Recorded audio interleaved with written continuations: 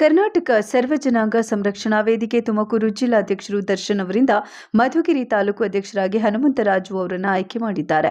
ತುಮಕೂರು ಜಿಲ್ಲಾ ರೈತರ ಘಟಕ ಅಧ್ಯಕ್ಷರಾಗಿ ನಾಗರಾಜು ಹಾಗೂ ತುಮಕೂರು ಜಿಲ್ಲಾ ಸಂಘಟನಾ ಕಾರ್ಯದರ್ಶಿಯಾಗಿ ವಾಸಿಂ ಆಯ್ಕೆ ಮಾಡಿದ್ದಾರೆ.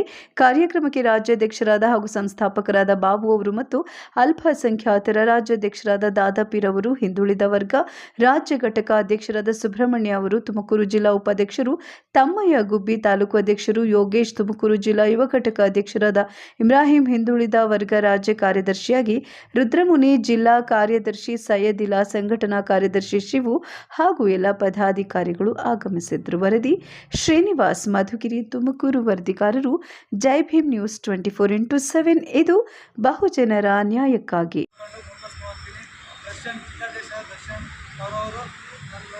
ಜಿಲ್ಲಾ ತಾಲೂಕು ಅಧ್ಯಕ್ಷ ಕೊಟ್ಟವ್ರೆ, ಅದನ್ನ ನಾನು ಮುನ್ನಡೆಸ್ಕೊಂಡು ಹೋಗ್ತೀನಿ. ನಾನು